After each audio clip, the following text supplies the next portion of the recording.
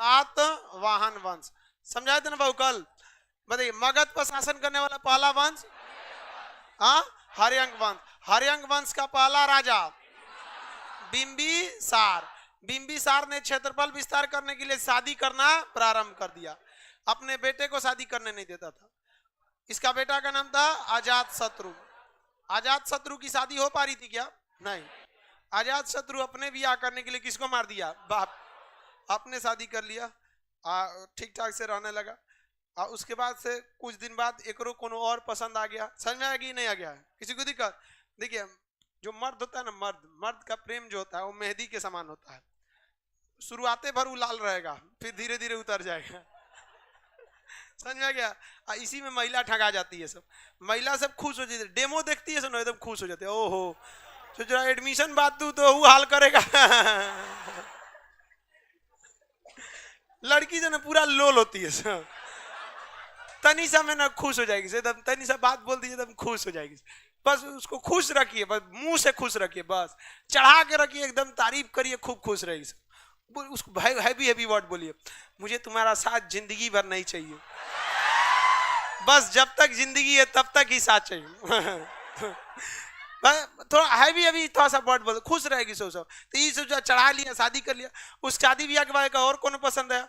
दूसरा का शादी करने लगा, तीसरा किया, चौथा किया, धीरे धीरे दहेज में मगध का क्षेत्रफल क्या कर दिया? बढ़ा दिया। इसका बेटा था जिसका नाम था उदाइन। क्या नाम था? उदाइन। इहो एगो को पसंद कर लेता। वो कह रहा है कि पापा हम कब शादी करेंगे? तो ये कह रहा है कि अरे रुक ना रे, अभी तो हम ही को करने देना। कहा कि सजरा ना मानेगा। उदाइन मार दिया अजात शत्रु को, भाला मार दिया। नहीं जातू, हाँ ई मार के देखिए, ई ब्याह करने के लिए इसको मारा, इसका बेटा ब्याह करने के लिए अपने बाप को मारा। आई होशियार था, अपने बेटा का ब्याह बचपन में कर दिया। नहीं ना तो पक्का ही मराया रहा था। हर 6 महीना पूछता था और को ब्याह हुआ ना करना है, करना हो तो बता देना, नहीं तो मार दे तू भाला हमको। तेरा ब्याह करना हो तो क्या कर देना, बता दे। समझ में आ गया कि नहीं आ गया? यही उदाइन था जिसने पाटलिपुत्रा की स्थापना किया था। पाटलिपुत्रा की स्थापना किसने किया? उदाइन ने। धीरे धीरे ये वंश समाप्त हो गया। इस वंश के अंतिम शासक को मार दिया कौन? शिशुनाग। और हर्यंक वंश का अंत करके कौन सा वंश स्थापित? शिशुनाग वंश। शिशुनाग वंश का अंत कर दिया था महापदम नंद। किसने अंत किया? महापदम नंद। अब महापदम नंद ने किस वंश की स्थापना की? किस वंश की स्थापना किया? नंद वंश। नंद वंश की स्थापना महापदम नंद ने कर दिया। शिशुनाग वंश एक छोटा सा वंश जिसने बहुत बड़ा कुछ काम नहीं किया था। नंद वंश के संस्थापक महापदम नंद, सबसे क्रूर शासक था महापदम नंद। अब महापदम नंद का बेटा जो था, ये तो क्या महापदम नंद, इसका बेटा था ससुरा धनानंद। धनानंद और खतरनाक था धनानंद, एकदम भयानक खचरा था धनानंद। भले देखिए एरिया कौन सा था? मगध। पहले मगध छोटा था, तो उस समय मगध का शासक थे हर्यंक। हर्यंक ने थोड़ा क्षेत्रफल बढ़ाया बढ़ाया बढ़ाया, धीरे धीरे हर्यंक पर कब्जा कर लिया शिशुनाग। शिशुनाग इसी वंश का सेनापति था। मार दिया सेनापति, कैसे? भल्लाल देव मार दिया। उस बुढ़िया का नाम था उसका, अरे बुढ़िया का नाम देवसेना। सीरियल में एक चीज देखें, जिस महिला का टीका जितना बड़ा रहेगा उतने खचरी रहेगी। एक चीज हम कॉमन देखते हैं। समझ आ गया? शादी ब्याह के समय जाइएगा, सास का बड़का टीका देख लीजिएगा ना, समझिएगा यही कंपनी की है वो छोटकी। बहुत टीका बड़ी खतरनाक होती है। सीरियल देखिए कि नहीं आप लोग? बताइए हम कुछ गलत बोल रहे हैं? हाँ? सीरियल में देखिए जितना बहुत टीका रहेगा उतने खचरी रहेगा। आगे बढ़ते हैं। तो हर्यंक वंश के बाद शिशुनाग वंश। शिशुनाग वंश के सेनापति को मार दिया महापदम नंद। कौन से वंश की स्थापना किया? नंद वंश। इसका अगला शासक धनानंद। और खचरा निकला कौन? धनानंद। धनानंद को कोई मतलब नहीं था, लेकिन धनानंद के समय क्षेत्रफल मगध का इतना बड़ा हो चुका था। मगध क्या हो चुका था? बहुत बड़ा हो चुका था। समझ में आ गया कि नहीं आ गया? तो मगध पर इसी समय भारत की ओर से हमला कर दिया कौन? सिकंदर। किसने हमला कर दिया? सिकंदर। अचानक इधर हमला किया कौन? सिकंदर। 326 ईसा पूर्व हमला किसने कर दिया? सिकंदर। और इधर सेना, इधर किसका शासन चल रहा? इधर क्षेत्र कौन था? मगध। क्या जब सिकंदर आक्रमण किया तो मगध पे हर्यंक वंश था, शिशुनाग वंश था, नंद वंश था। हाँ, आनंद वंश का कौन सा राजा? धन। इसको टेंशन ही नहीं था। यहाँ पे नदी बहती थी, ब्यास नदी। कौन सी नदी? ब्यास। ब्यास नदी से पहले इसने यहाँ के राजा पोरस को हरा दिया। किसे हरा दिया? राजा पोरस को। अब पोरस राजा को पकड़ के लाया गया सिकंदर के सामने और कहा गया बताओ तुम्हारा क्या सुलूक किया जाएगा। तो उसने सिकंदर ने कहा कि मेरे आगे घुटने टेक दो, मैं तुम्हारी जिंदगी बख्श दूंगा। पोरस ने कहा कि हम हिंदुस्तान के राजा हैं, काट दीजिए, हमको नहीं चाहिए ऐसे कोई जिंदगी जो आपके सामने झुकना पड़े। सिकंदर उसकी वीरता से खुश हुआ। सिकंदर की पत्नी थी रेक्सोना, उसने पोरस के कलाई पर राखी बांध दिया। यही ससुरा करता था सिकंदरवा। जीतता था, सारा कब्जा कर लेता था, फिर उसको दोस्त बना लेता था, कहता था कि अगली राजा पे हमला करेंगे तो मदद करना। इसे ब्रांच बनाते बढ़ाते आगे बढ़ते जा रहा था यहाँ पे। और उसकी पत्नियां राखी बांधते जा रही थी, राखी बांध। समझ में आया कि नहीं आया? सिकंदर के लिए तो और अच्छा था, उसको टेंशन नहीं था कोई। समझ में आया कि नहीं आया? नहीं तो जरा युद्ध में बिजी है कोनो उसका समझ रहे आप लोग? आगे समझिए आप। तो उधर राखी बांधी वहां पे पोरस राजा से हो गया यहाँ पे। अब ये प्लान बनाया कि अब हम अब किस नदी को प्यार हेल जाएंगे? ब्यास नदी। अब ब्यास को हेलेगा तो कौन सा चल जाएगा? मगध। और मगध पर कब्जा कर लेगा सिकंदर तो यहाँ से जाएगा नहीं, क्योंकि मगध खनिज संपदा से भरा था, धन दौलत से भरा था, हाथी यहाँ पे बहुत ज्यादा थी। तो यहाँ पर जो ये पाषाण काल वगैरह मिटा दे तो आपको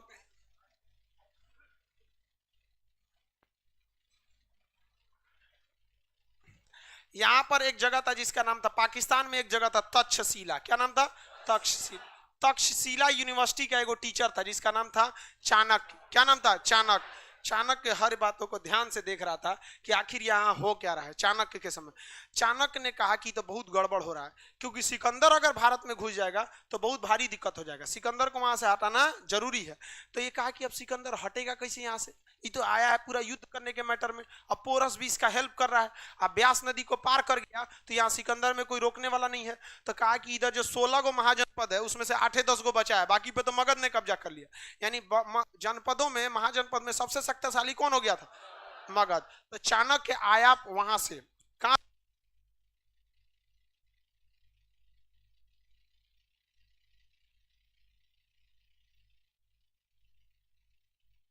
पाकिस्तान के तक्षशिला से कौन आ गया? चाणक्य। कौन आया बहू? चाणक्य। और चाणक्य आया मगध में। यहाँ का राजा कौन था? धनानंद। धनानंद को समझाया कि महाराज आप नेतृत्व करिए, यहाँ के राजाओं को मिलाइए और हमला करिए किस पर? सिकंदर पर, वरना वो ब्यास नदी को पार कर जाएगा तो बहुत समस्या हो जाएगा। तो धनानंद उस समय ऑर्केस्ट्रा देख रहा था, पूरा शराब शराब के नशा में भूत था, एकदम ऑर्केस्ट्रा चल रहा था, आरा वाला ऑर्केस्ट्रा गया संजय तो ऑर्केस्ट्रा देख रहा था। उस ससुरा भड़क गया चाणक्य पे, कहा कि ये टकला कौन है? ससुरा धनानंद नशा में अपनी सैनिकों को बुलाया और चाणक्य के टकला पकड़ के चोटी और घसीट के फेंकवा दिया। ससुरा सोचिए, अब इसका अनुभव तो आप लोग को आज ज्यादा अच्छा से होगा। आप लोग मतलब आप लोग इसको कल्पना कर सकती है। अब हम लोग का बाल पकड़ीबे नहीं करेगा, महिला का चोटी पकड़ के कोनो उतारेगा, कितना भयानक लगा। वो चोटिया पकड़ के फेंकवा दिया, कहा कि भागे यहाँ से। चाणक्य की चोटी खुल गया, कसम खाया कि धनानंद हम बर्बाद कर देंगे तुमको, एकदम याद रखना यहाँ पे। और जब तक बर्बाद नहीं कर देते ना, दोबारा इस अपनी चोटी को बांधेंगे नहीं। और वहां से वापस गया मगध के तक्षशिला, कहा कि इंसान को गुस्से में अपना धैर्य नहीं खोना चाहिए, गुस्सा में इंसान को अपना मेन गोल नहीं भूलना चाहिए। मेरे लिए पहला शत्रु कौन है? सिकंदर है। बाद में शत्रु कौन है? धनानंद। इसने सोचा कि पहले हम धनानंद से बाद में निपटेंगे। धनानंद को वहीं मगध में खड़ा होकर बोला मैं तुम्हें विनाश कर दूंगा। तो धनानंद को कहा विनाश कर दूंगा, तो ये धनानंद कहा कि इसको फांसी पे चढ़ा दो जी। इसके सैनिक सब पकड़ लिए सर, किसको? चाणक्य। तो एक 12 साल का लड़का चाणक्य को बचा लिया, नाम था उसका चंद्रगुप्त। वो चंद्रगुप्त को लेके गया तक्षशिला, कहा कि मैं तुम्हें वहां का राजा बनाऊंगा। और तक्षशिला ले गया और उसने क्या किया, सिकंदर की सेना जब इधर प्लानिंग बना रही थी तो उसने कहा कि किसी एक सैनिक को मार दो। तो चुपके से कोनो एगो सैनिक पानी उनी पीने की ना मार दिया, उसका वेशभूषा पहन के बैठ गया। कौन? चंद्रगुप्त मौर्य। अब सिकंदर की सेना में कौन घुस चुका था?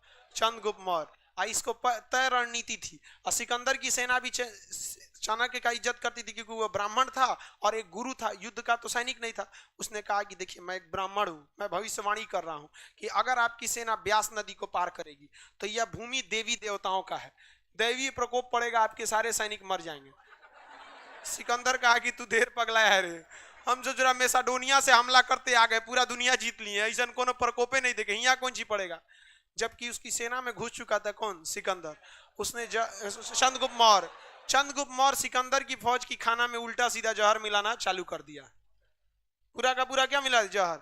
सैनिक खाए सब, 2 बटालियन मर गया। कहा कि देख लीजिए, और उस समय पोस्टमार्टम थोड़े थे कि पता चले जहर खा के मरा। ससुरा सिकंदर की सेना में अफवाह फैल गया। सही बात है, सब ब्यास नदी को पार कर जाएंगे लोग ना, तो उधर देवी देवताओं का जगह, इन्हें ना जाएंगे। अगले दिन उसने जहर मिला दिया जिससे लोग अंधे हो जाए। खाना खाया तो 1 बटालियन फौजी अंधा हो गया। कहा कि लड़िए। अगले दिन खजुआट फैला दिया, चेचक फैला दिया, महामारी फैल गई। सिकंदर की सेना में अफवाह फैल गया। दुनिया की सबसे बड़ी फौज अपनी राजा के आगे कह दिया कि हम ब्यास नदी को पार नहीं करेंगे। उधर देवीय प्रकोप है, वहां कोई देवी प्रकोप नहीं था। वो चाणक्य की कूटनीति का नतीजा था जो चंद्रगुप्त मौर्य को घुसा दिया। और यहां से लौट गया कौन, सिकंदर।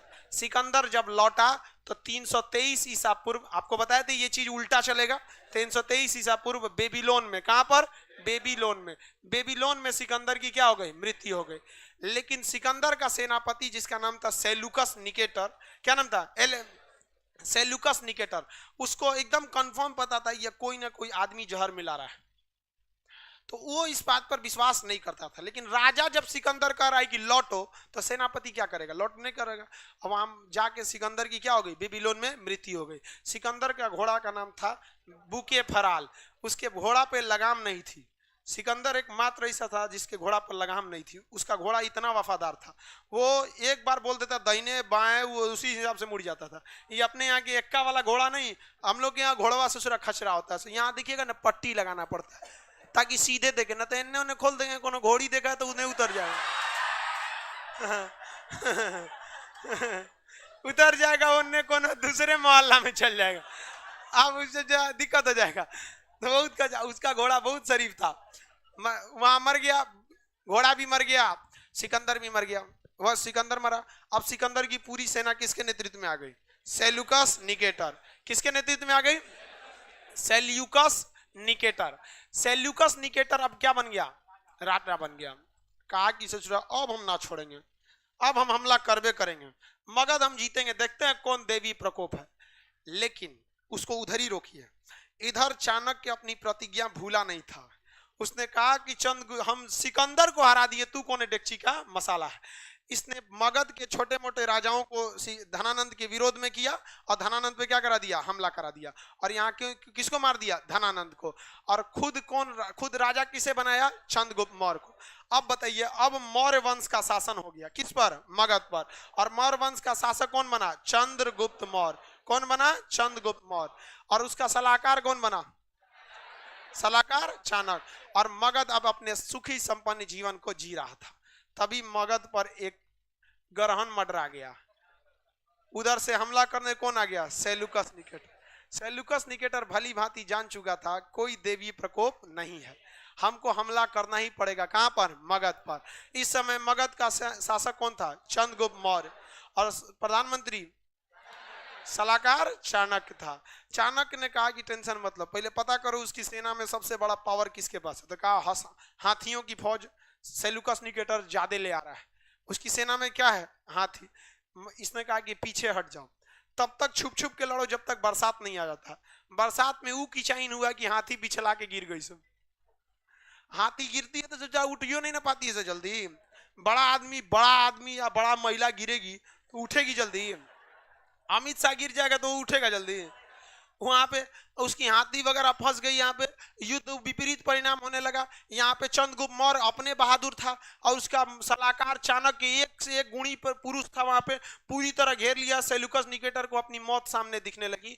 400-500 सैनिक बचे थे, अब ऐसे दिख रहा था, उससे ज्यादा तो बैच में लड़का रहता है, ये सैनिक बचे थे। अब क्या करेगा, सेल्यूकस निकेटर अब मरने के कगार पे था।